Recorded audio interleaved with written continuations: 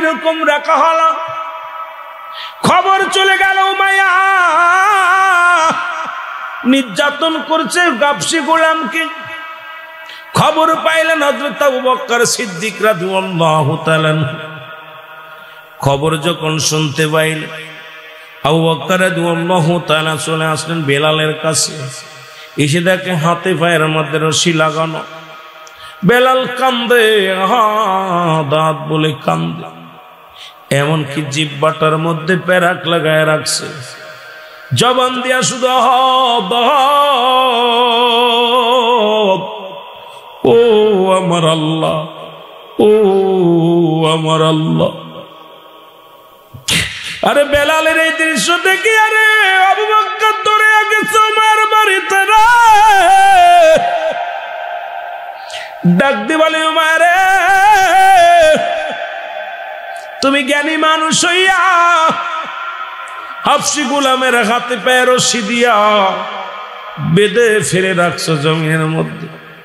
তোমার হুকুম মানে না, তোমার নেতা বলে মানে না, খোদা বলে মানে না। বলে হ, তাহলে যদি তোমার রাজ্যে যদি মারা যায় তুমি তো কলঙ্কিত হবে, তোমার রাজ্যে তারে মরতে দিও না। ওমর কয় ঠিকই তো বলছো, কথাটা তো খারাপ না। যে আমার কমান্ড মানে না, আমার হুকুম মানে না, তারে আমার রাজ্যে মরতে দিব না। ডাক দে কয়, আমার রাখালেরা, আমার কর্মচারীরা শোন, তাড়াতাড়ি বিড়ালটা দূরে ফেলে দে। হযরত আবু বকর বলে, ভাই মুসলমান উমাইয়া শোনো, দূরে ফেলা লাগবে না।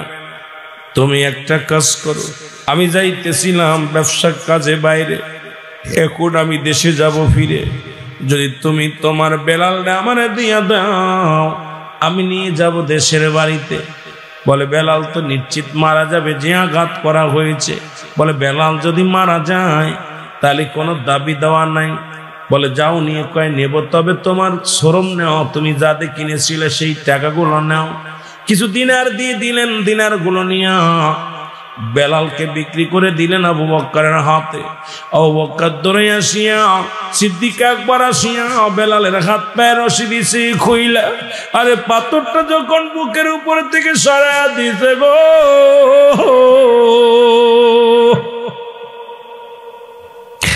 বেলাল একটা আওয়াজ দিলে, একটু জোরে শ্বাস নিঃশ্বাস নিয়ে বলে, লা ইলাহা ইল্লাল্লাহু মুহাম্মাদুর রাসূলুল্লাহ। জোরে জোরে চিল্লায়া বলা যাবে না সাল্লাল্লাহু। বেলালকে বুকের মধ্যে নিয়া সিদ্দিক আকবর দেখে বেলালের ক্ষত বিক্ষত দেহখানা। আল্লাহর নবীর আশিক আবু বকর কান্দার বলে, বেলাল রে তুমি কি নবীরে দেখছো নি?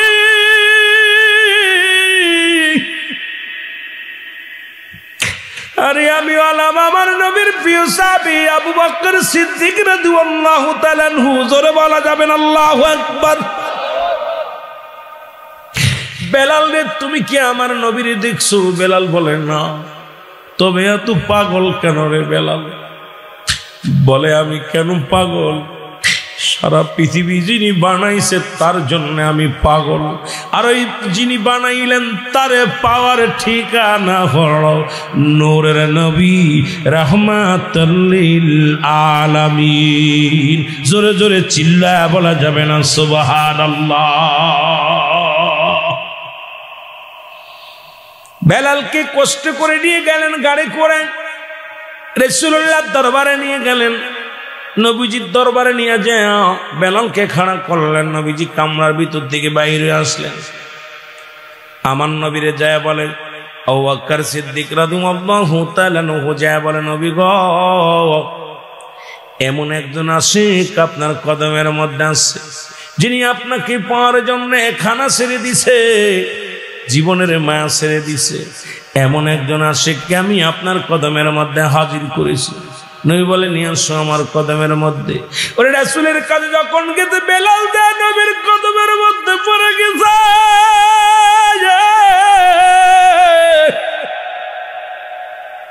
রহমতের নবী হাত দিয়ে বেলাল বুকের মধ্যে টান দিয়ে নিচে, জোরে বলো আল্লাহু আকবার। রহমতের নবী যখন বেলাল রাদিয়াল্লাহু তাআলা কি বুকের ভিতরে টান দিয়েছে, রাসূল হাতের দিকে তাকায় দেখে, গায়ের মধ্যে তাকিয়ে দেখে গায়েটা ভরা রক্ত, চামড়াগুলো যার সোলা, পুনঃ সমস্ত দেহের মধ্য থেকে রক্ত ঝরে। আল্লাহর নবী ডাক দিয়ে বলে, বেলাল, বেলাল রে, ও বেলাল, তোকে ক্ষত বিক্ষত করেছে, তুমি কেন কালেমা ছেড়ে দিলে না? বেলাল বলে, নবী গো, পৃথিবীর সব ছাড়তে পারি আমি, এই জীবনের পরোয়া করি না, তবু এই মধুর কালেমা জীবন গেলেও ছাড়তাম না। রাসূলুল্লাহ কদমের মধ্যে জায়গা করে দিলেন বেলালকে, বেলালের জায়গা হয়ে গেল, নবীর কদমের মধ্যে বেলালের জায়গা হয়ে গেল। নবীজি পড়েন, বেলাল পড়ো, আশহাদু আল্লা ইলাহা ইল্লাল্লাহু ওয়াহদাহু লা শারীকা লাহু আশহাদু আন্না মুহাম্মাদান আবদুহু ওয়া রাসূলুহু। জোরে জোরে চিল্লায় বলা যাবে না সুবহানাল্লাহ, আর একটু জোরে জোরে চিল্লায় বলা যাবে না আলহামদুলিল্লাহ। নবীজি কালেমা পড়ায় দিলেন, লা ইলাহা ইল্লাল্লাহু মুহাম্মাদুর রাসূলুল্লাহ সাল্লাল্লাহু আলাইহি ওয়াসাল্লাম। আল্লাহ নবী কালেমা পড়ায়া দেওয়ার পর নবীজিরে ডাক দিয়ে কয়, নবী গো, জীবনে আমার আর কোনো দুঃখ নাই, জীবনে আর কোনো কষ্ট নাই গো নবী, আপনার কদম মোবারক আমি বেলাল যখন শুয়েছি, আপনার কদমের মধ্যে যখন আমি এসেছি নবী গো,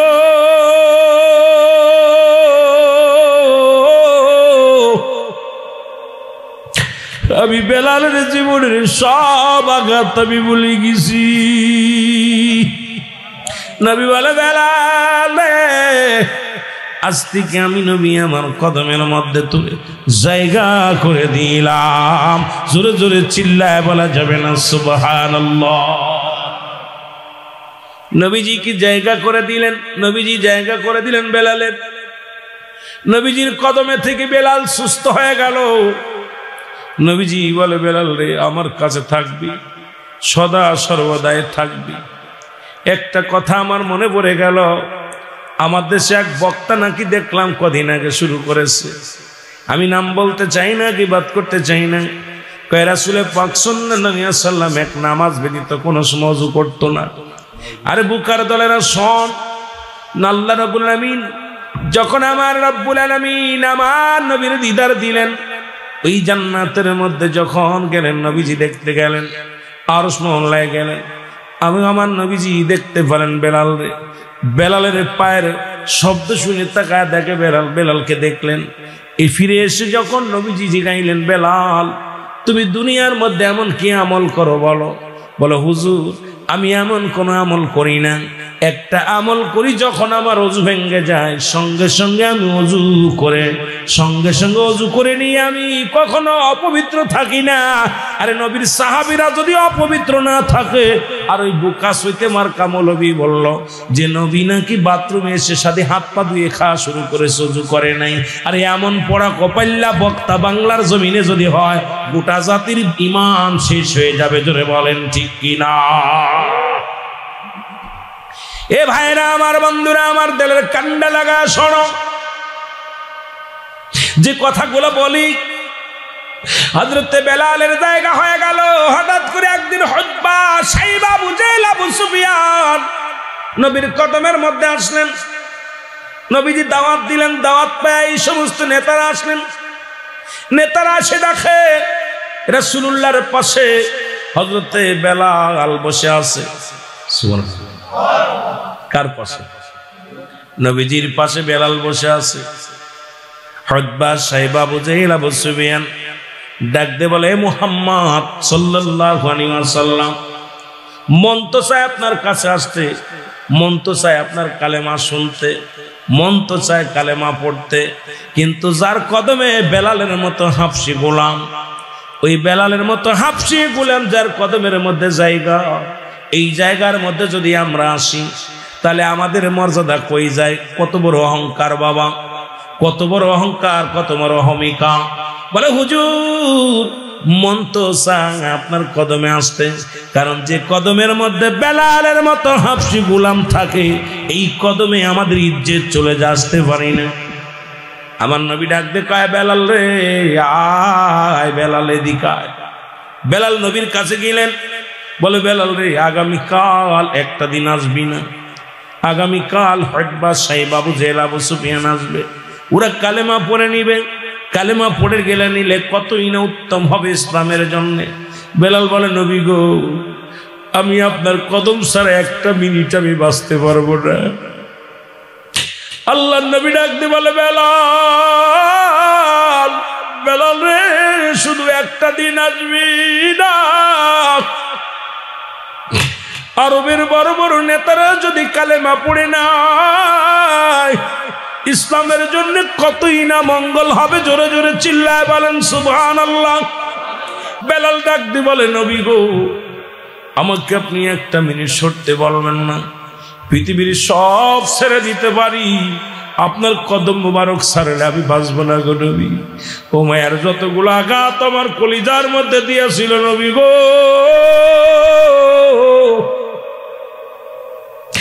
উমায়ার ওই বাচ্চা বুকের বাড়ি, উমায়ার ওই নির্যাতন নবী গো, আপনার কদমের মধ্যে সে সব আমি ভুলে গেছি নবী গো, আমি আপনার কদম ছাড়া একটা মিনিট থাকতে পারবো না। আমার নবী বলে শুধু একটা দিন, আগামী দিন তো আসবি না, পরের দিন তো আবার আসবি। বেলাল কানতে কানতে বাইর হয়ে যায়, ডাকতে বলে রব্বে কানি, মানুষের হাতে যদি হায়াত থাকতো দুনিয়ার মানুষগুলো আমার হায়াত দিত না, কারণ ধনীরা হায়াত গুলো কিনে কিনে বাস্তা ভরে রাখ। আমি বেলাল কোথায় যাই, কি করি, কি করব আমি কিছু বুঝি না, তুমি বলে দাও। আমি বেলাল তো সহ্য করতে পারি না, কারণ দুনিয়ার সব কিছু ছাড়তে পারি, রাসূলুল্লাহর কদম মোবারক আমি ছাড়তে পারবো না। জোরে জোরে চিল্লায় বলা যাবে না সুবহানাল্লাহ।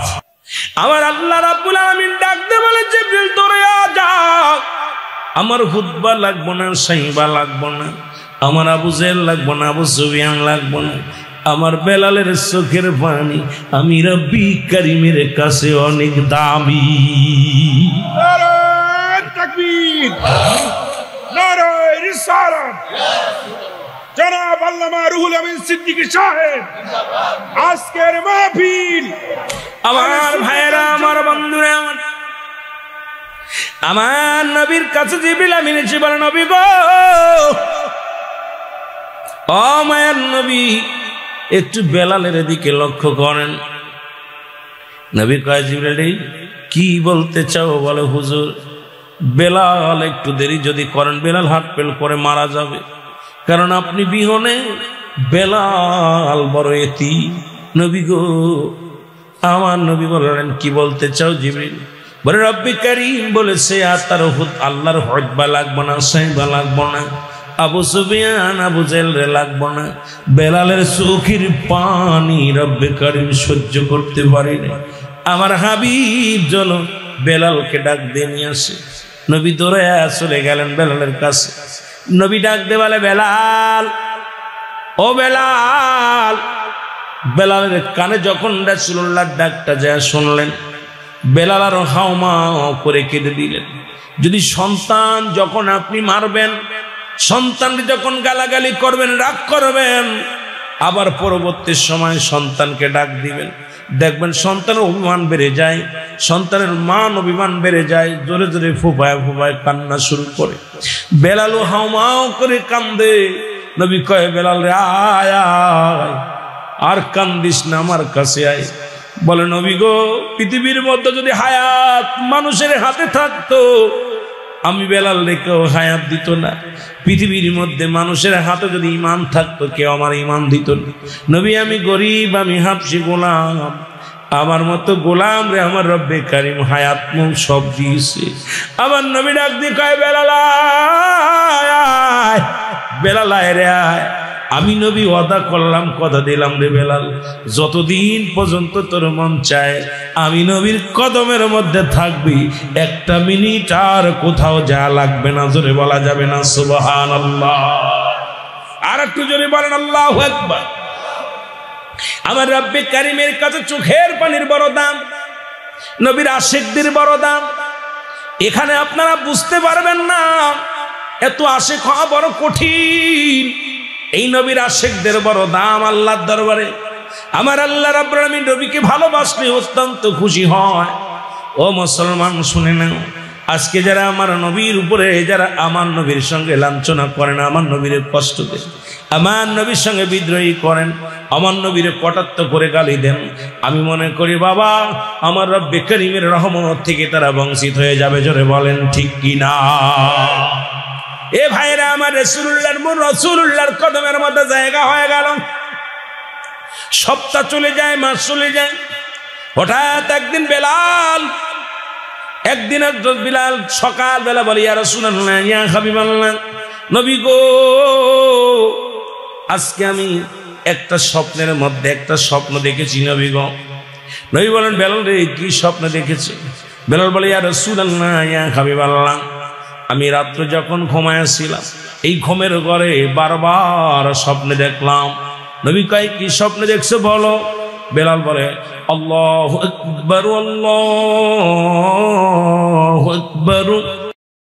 আম্মাজান আয়েশা সিদ্দিকা রাদিয়াল্লাহু তাআলা আনহার কদমের মধ্যে নবী বলেন, আয়েশা রে, আমি জাহান্নামে গেলাম, আমি জান্নাতগুলো দেখলাম। ওই জাহান্নামের মধ্যে দুই শ্রেণী মানুষ বড় কষ্টের মধ্যে আছে, বড় বিপদের মধ্যে আছে। আয়েশা রে, আয়েশা সিদ্দিকা বলে, ইয়া রাসূলুল্লাহ, ইয়া হাবিবাল্লাহ, এই দুই শ্রেণী মানুষ কারা? নবী বলেন, এক নম্বর হলো সবচেয়ে ভয়াবহ জাহান্নামের মধ্যে একটা আগুনের নদী আছে, ওই নদীর ভিতরে একদল মানুষ সাঁতারে কাটে। আমার নবীজি বললেন, ওরা যখন ওই সাঁতার কাটতে কাটতে ক্লান্ত হয়ে যায়, কান্নাকাটি শুরু করে। আস্তে আস্তে দুনিয়ার মধ্যে মাঝে মাঝে নামাজ পড়ে, মাঝে মাঝে দান ধ্যান করে, মাঝে মাঝে ভালো কর্ম করত। এর বিনিময়ে ওরা কুল কিনারা পেয়ে যাবে। আবার মালিক ফেরেশতার সৈন্যরা তাদেরকে ঘাট ধাক্কা দিয়ে আগুনের নদীর মধ্যে ফেলে দিবে। আম্মাজান বলে, ইয়া রাসূলুল্লাহ, ইয়া হাবিবাল্লাহ, এই পাপের পরিমাণ কি, আর কি পাপ করেছিল? আমার নবী বলে, আয়েশা রে, এই দুনিয়ার মধ্যে যারা সুদখোর আর ঘুষখোর, এই দুনিয়ার মধ্যে যারা সুদ খায়, যারা ঘুষ খায়, আল্লাহু আকবার বলে, কষ্ট পাচ্ছেন নি? এই দুনিয়ার মধ্যে ঘুষখোরের জায়গা হবে আগুনের নদী, সুদখোরের জায়গা হবে আগুনের নদী। এই সুদখোর এখন বাংলাদেশে প্রতিটা ঘরের মধ্যে ঢুকে গেছে, প্রতিটা বাড়ির মধ্যে ঢুকে গেছে। ও মুসলমান শুনে না, এখন সুদখোর আর ঘুষখোর বাদ দিলে তো আমাদের সমাজে মানুষ পা বড় অপরাধ, কারণ পা যায় না, এদের পা বড় দুরস্কার হয়ে গেছে রে মুসলমান। এই জন্য আমি আপনাদেরকে বলি, যারা এই দুনিয়ার মধ্যে সুদ খায় আর ঘুষ খায়, এই দুই শ্রেণী মানুষের স্থান হবে আগুনের নদী। এ মুসলমান, এখন মুসলমান শুনে নাও, নবীজি বলেন, আর এক দল হলো মানুষ দুনিয়ার মধ্যে নামাজও পড়তো, রোজাও রাখতো, যাকাত দিত, কোরবানি করছে, হজ করেছে, কিন্তু কিয়ামতের ময়দানে তারা আমল শূন্য হয়ে উঠবে। আম্মাজান বলে, ইয়া রাসূলুল্লাহ, ইয়া হাবিবাল্লাহ, তারা কারা? নবী বললেন, শোনো আয়েশা, ওই সমস্ত মানুষগুলো দুনিয়ার মধ্যে পর নিন্দা করত, চগলখড়ি করত।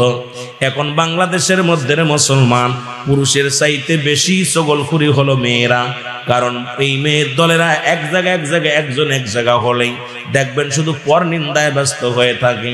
রাসূল বলছে, সবচেয়ে ভয়ঙ্কর অবস্থান হলো ওই মানুষটা দুনিয়ার মধ্যে সুন্দর ইবাদত করেছে, সুন্দর বন্দেগী করেছে, তারপরেও তাদের আমল শূন্য করে আল্লাহ রাব্বুল আলামিন জাহান্নামে তাদের ছুঁড়ে মারবে। জোরে বলা যাবেন আল্লাহু আকবার।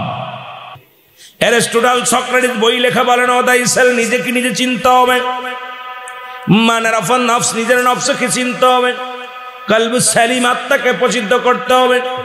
আর এখনকার যুগের মানুষ শুধু অন্যকে নিয়ে ব্যস্ত, নিজেকে নয়। ও দরদি বন্ধু শুনে নাও, এই দুনিয়ার মধ্যে সবচেয়ে উত্তম ব্যক্তি উনি, যিনি নিজের সমালোচনাগুলো করতে পারে, নিজেকে অপরাধী ভাবতে পারে। এই দুনিয়ার মধ্যে বড় কামিয়াব হবে ওই ব্যক্তি। আখিরাত আল্লাহ রাব্বুল আলামিন তাকে সম্মান করে জান্নাতের মধ্যে দিয়ে দিবে। জোরে বলেন মারহাবা।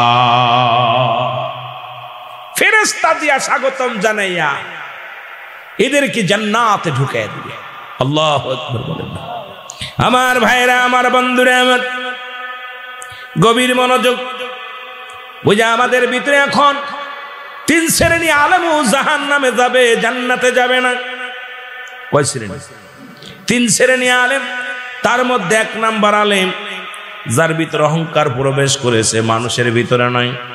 রাসূল বলছে এই 3 শ্রেণী আলেম বড় লাঞ্ছিত হবে, যারা এলেম অর্জন করেছে অন্যকে পরাজয় করানোর জন্যে, সে অন্যের ভুল ধরার জন্যে। শুধু তার নিয়তি ছিল আমি বড় পণ্ডিত, তার দুনিয়ার সব গরু। আলেমদের বিষয় বলে অন্য জায়গায় দেওয়ার দরকার নেই।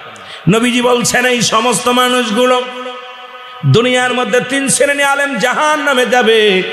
তার মধ্যে 1 শ্রেণী হলো দুনিয়ার মধ্যে এলেম অর্জন করেছে, নিজেকে বড় পণ্ডিত মনে করার জন্যে, অন্যকে পরাজয় করার জন্যে, অন্যকে সে কি করার জন্য অন্যের সঙ্গে জয়লাভ করার জন্য এলেম অর্জন করেছে।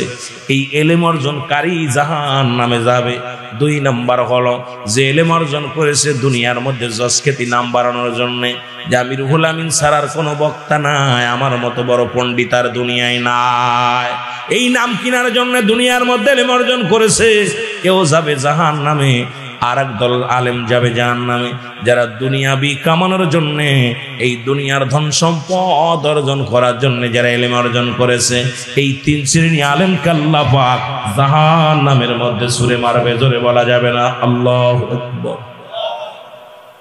3 শ্রেণী মানুষ। এখন আল্লাহ কমিনান নাস, মানুষের মধ্যে আছে মায়াকুলু, তারা বলবে আমান্না, তার ঈমান আনছে বিল্লাহি, আল্লাহর প্রতি, ওয়াবিল ইয়াউমিল আখির, আখিরাতের প্রতি বিশ্বাস স্থাপন করছে। ওমা হুম বিমুমিনিন।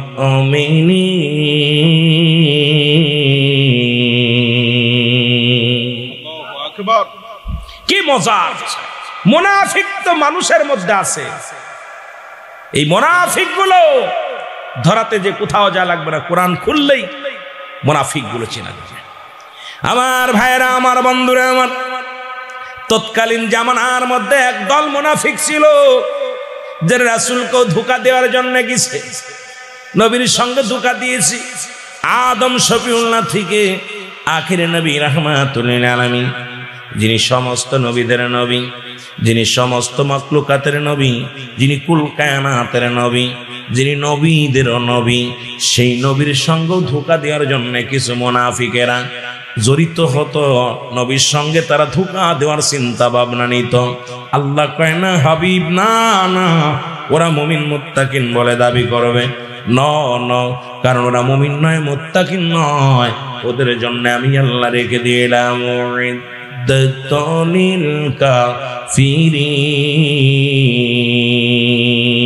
ওই কাফের বেঈমান মুনাফিকদের জন্য প্রস্তুতি রাখলাম 7টা জাহান্নাম। কয়টা জাহান্নাম? কথা বলেন না। লা ইলাহা, নাই কোন ইলাহা ইল্লাল্লাহু আল্লাহ ছাড়া, মুহাম্মাদুর রাসূলুল্লাহ সাল্লাল্লাহু আলাইহি ওয়াসাল্লাম। জোরে বলেন মারহাবা। যেহেতু আমাকে একটা বিষয় দিয়েছে হুজুর বেলাল রাদিয়াল্লাহু তাআলার জীবনী, যাইতে চেয়েছিলাম আমি অন্যদিকে একটু আলোচনায়। যেহেতু সাবজেক্ট দিয়ে গেছে, আবার বলছে হুজুর অহংকারীদের জন্য আলোচনা করবেন। কিঞ্চিত পরিমাণ, যারা পরিমাণ হিংসা অহংকার যার মধ্যে আছে, আল্লাহ রাব্বুল আলামিন তাকে জান্নাতে দিবে না, জাহান্নামে যাবে। একটু ধীরে ধীরে আলোচনার মধ্যে যাই রে মুসলমান। বেলাল রাদিয়াল্লাহু তাআলা বাবার নাম হলো রাবা। এই রাবা ইবনে বেলাল রাদিয়াল্লাহু তাআলা ছোট্টবেলা থেকে আশিক রাসূল কেমন আশিক ছিল, তার জল্পনা কল্পনার মধ্যে নবীর প্রেম, জল্পনা কল্পনার মধ্যে আল্লাহর গোলামি। শুধু এই মুসলমান, আসমান বানাইল কে, জমিন বানাইল কে, এই দুনিয়ার মধ্যে ও দরদি বন্ধু শুনে লাও গো,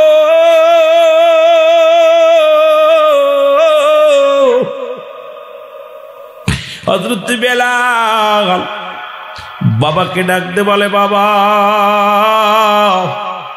ও আমার বাবা, এই দুনিয়ার মালিক কে? আসমানের মালিক কে?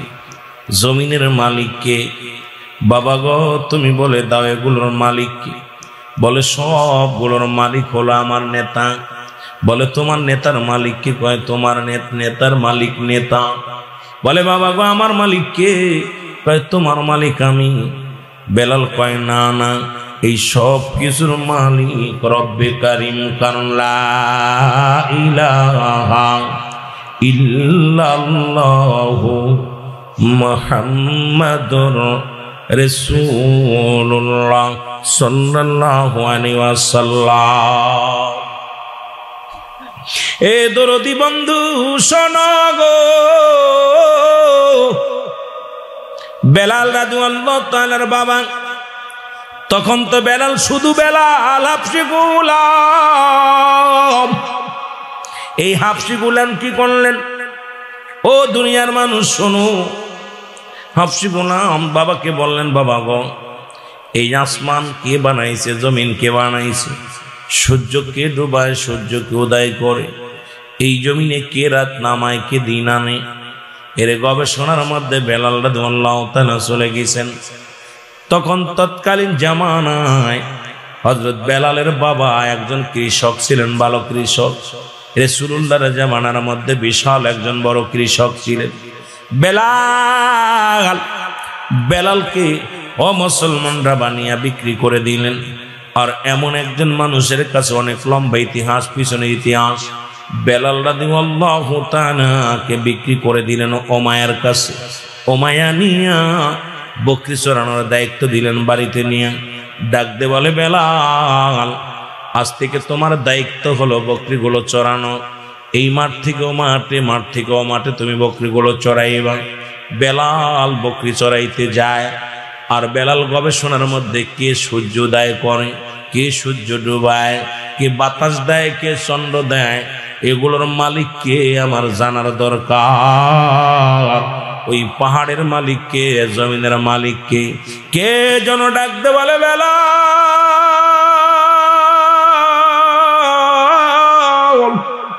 এগুলোর মালিক হলো রব্বে কারিম, লা ইলাহা মুহাম্মাদুর রাসূলুল্লাহ। জোরে জোরে চিল্লায় বলা যাবে না সুবহানাল্লাহ। এ দুনিয়ার মানুষ শুনে নাও, রাবার কাছে খবর এসে গেল, মুসলমান শোনো। উমাইয়ার কাছে খবর চলে গেল, উমাইয়া তুমি এমন কি গোলাম আনছো যে গোলাম এক জায়গা বয়া থাকে, বকরিগুলো চারিদিকে ঘুরে ঘুরে খানা খায়, দেখি পাথরের মধ্যে চাটা দেয়, পেট ভরে যায়। আমরা সারা দিন ভরে বকরি চরণ করি, কিন্তু আমাদের বকরিগুলো ক্ষুধার্ত অবস্থায় থাকে। আর বেলালের বকরিগুলো এক জায়গা দাঁড়াইয়া পাথরের মধ্যে চাটা দেয়। বেলালের বকরিগুলো অনেক তাজা তুজা হয়েছে। এই বেলাল কি জোরে একটা মন্ত্র পড়ে, এই মন্ত্রটা শোনার জন্যে বেলালের বকরিগুলো উদ পেতে থাকায় থাকে। জোরে জোরে চিল্লায় বলো মারহাবা। উমাইয়া খবর দিল, বেলালকে খবর দাও গো। বেলালকে খবর দেয়া হলো। বেলাল উমাইয়া ডাকতে বলে, বেলাল ও বেলাল, আমি জানতে চাই তুমি নাকি কোন কবিতা পড়া শুরু করেছো, কি একটা কবিতা আবৃত্তি করো। বেলাল বলে, না কোনো কবিতা আবৃত্তি করি না। বলে, বেলাল রে আমি জানতে চাই সে কবিতাটা একটু বলো। তুমি বলো হুজুর। বেলাল বলে, হুজুর এটা কোনো কবিতা নয়, এটা আমার আল্লাহর কালাম। কি জন্য আমার শোনায় দিয়ে গেছে আল্লাহ ছাড়া কোনো মাবুদ নাই। আর আল্লাহকে পার একমাত্র ঠিকানা হলো নবী মুহাম্মাদুর রাসূলুল্লাহ। আমি এমন একটা মধুর কালেমা পড়েছি রে উমাইয়া, যেটা পড়লে আমি শান্তি পাই, যেটা পড়লে আমার মন ঠান্ডা হয়ে যায়। উমাইয়া কয়, বেলাল রে আগে বলো তোমার মালিক কে? বলে আমার মালিক আমার আল্লাহ। বেলাল রে তোমারে খাওয়ায় কে? বলে আমার আল্লাহ। বেলাল রে তোমারে হায়াত দেশে কিটা? বলে আল্লাহ। ও বেলাল, তোমার হায়াত মৌতের মালিক কে? বেলাল বলে আমার আল্লাহ। এবার উমাইয়ারে ডাক দে, বলে বেলাল। উমাইয়া বলে, বেলাল রে সব কিছুর মালিক হইলাম আমি, তোমার হায়াত দাতা আমি, তোমার রিজিক দাতা আমি, তোমার অন্নদাতা আমি, সব কিছু হইলাম রে বেলাল আমি। বেলাল বলে, হুজুর আপনার মালিক কে? আমার মালিক আমি নিজে। আপনারে খাওয়াই কে? বলে আমি নিজেই খাই। আপনারে বাসাই কে? বলে আমি নিজেই বাসি। আরে বেলাল ডাকতে বলে, ও মায়া গো,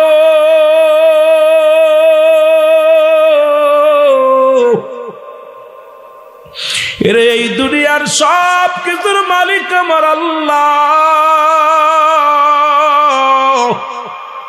আল্লাহ বলেন, কুল হুয়াল্লাহু আহাদ আল্লাহুস সামাদ লাম ইয়ালিদ ওয়া লাম ইউলাদ ওয়া লাম ইয়াকুল লাহু কুফুয়ান আহাদ।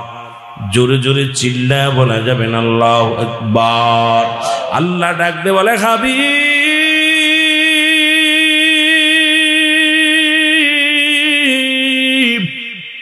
আপনি বলে দেন আমি আল্লাহ এক।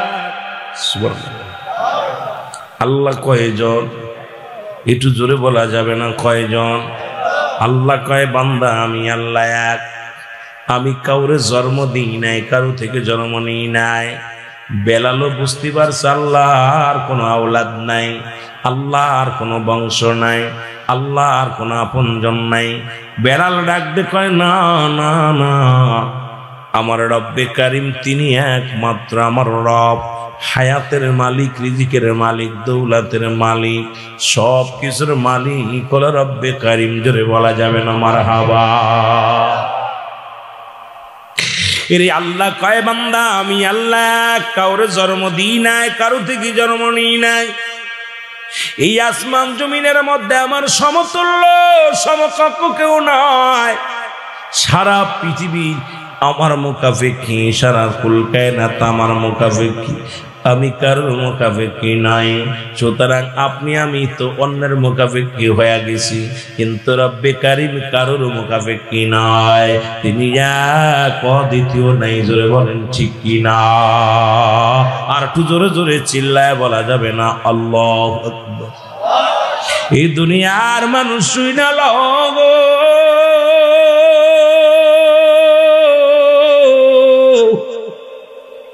ওমায়া বলে, বেলাল রে কালেমা ছেড়ে দাও, লা ইলাহা নাই কোনো ইলাহ ইল্লাল্লাহু আল্লাহ ছাড়া, আল্লাহ ছাড়া কোনো গতি নাই।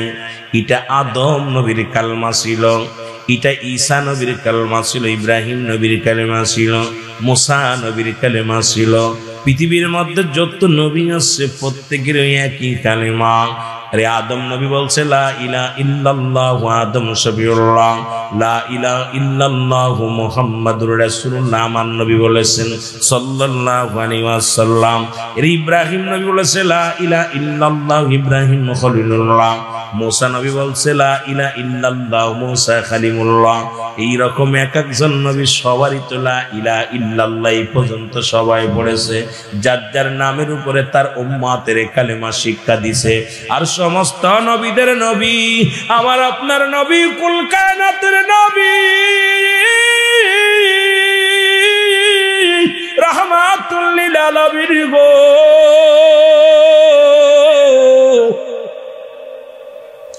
যিনি হলো নবীদেরও নবী, আসমান জমিনের নবী, যার কোনো তুলনা হয় না, যার কোনো প্রশংসা করে শেষ করা সম্ভব নয়। এই নবীর উম্মত হতে পেরে আমরা বড় ধন্য। জোরে বলেন ঠিক কি না? আর একটু জোরে জোরে চিল্লায় বলা যাবে না আল্লাহু আকবার। এই দুনিয়ার মুসলমান শোনে না, যে কথাগুলো আমি বলি দিলের কান্ডা লাগে শোনো। হযরতে বেলালকে ডাকতে বলে, বেলাল,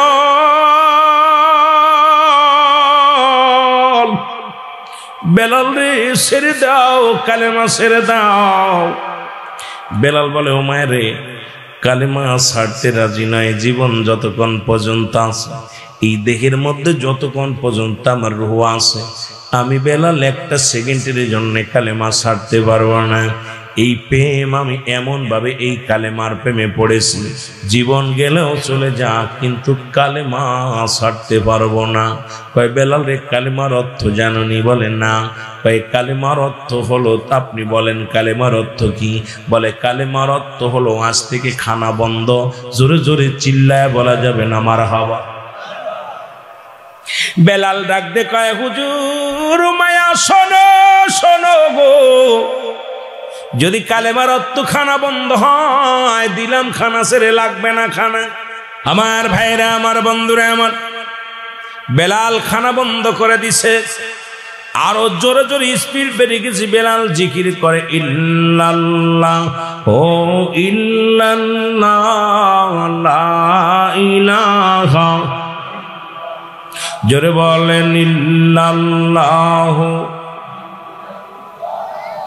লা ইলাহা। এত সুন্দর কালেমা পড়া শুরু করেছে। বেলাল কান্দে রে, সারাদিন অনাহারে থাকে। রাত্র যখন গভীর হয়ে যায়,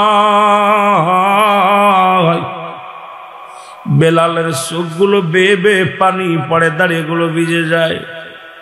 ছোট্ট বেলাল শুধু কান্দার বলে, রব্বি কারীম, আমার ভরসা কেবল তুমি। আল্লাহ, তুমি হায়াত মৌতের মালিক গো আল্লাহ। ডাক দিয়ে বলে, মালিক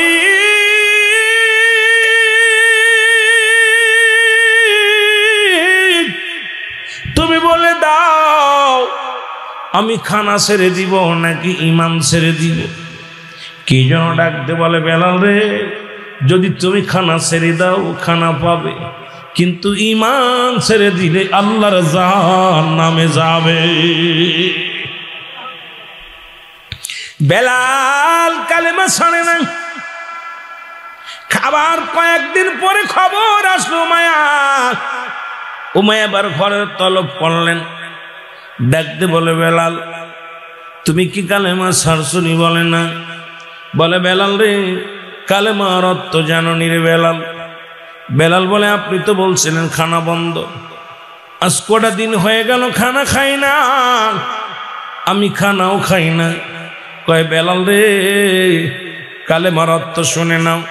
কালেমার অর্থ হলো, ও মুসলমান শুনে নাও, খানা বন্ধ, নির্যাতন, তোমার গায়ের উপরে নির্যাতন চালানো হবে। এই নির্যাতন যদি তুমি সহ্য করতে পারো, তাহলে তুমি বুঝতে পারবা কালেমা ধরার কি কষ্ট, কালেমাটা পড়ার কি কষ্ট। বেলাল কয়, যত নির্যাতন আমারে কর,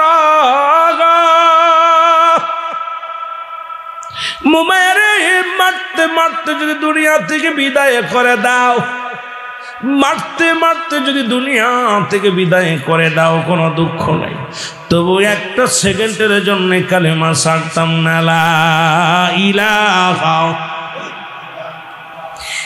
লা ইলাহা লা ইলাহা ইল্লাল্লাহু সাল্লাল্লাহু আলাইহি ওয়াসাল্লাম। বেলাল অজরনারে কান্দে। বেলালকে প্রহার শুরু হয়ে গেল। বেলালের পেটে খাবার নাই, বেলাল অনাহারে আছে কয়েকটা দিন। বেলাল কেমন মারা শুরু করলো, চাবুকের বাড়ি বেলালের গায়ের মধ্যে দেয়। বেলাল কান্দে, ডাক দে, কয়, রব্বে কারীম, হাজারো দুঃখ হাজারো কষ্ট আমি সহ্য করে নিব, শুধু তুমি আমার জবান থেকে কালেমা সরায়ও না। বেলালকে মারতে মারতে উত্তপ্ত বালুর উপরে ফেলে রাখলো। ঘোড়া তেজি, ঘোড়ার পিছনে বান্ধে এক বেলালকে পুরো মরু প্রান্তরে ঘোরানো হলো। বেলাল তবুও কালেমা ছাড়ে নাই। বেলালের গা দিয়ে রক্ত ছড়ে রে। বেলালের গায়ের কষ্টগুলো কত কষ্টগুলো কষ্টের মধ্যে দাগ হয়ে যায়, কত রক্ত ঝরে কষ্ট গায়ের মধ্য দিয়ে। বেলাল শুধু কান্দে আর বলে, আল্লাহ হাজারো যদি কষ্ট হয় যেন কালেমা না ছাড়ি, যেন জবান থেকে কালেমা না চলে যায়। ও মায়া ডাক দি বলে, রাখালিরা রে, বেলালের হাতে পায়ের মধ্যে রশি বান্ধা, যতক্ষণ পর্যন্ত বেলালের জবান থেকে কালেমা না যায়,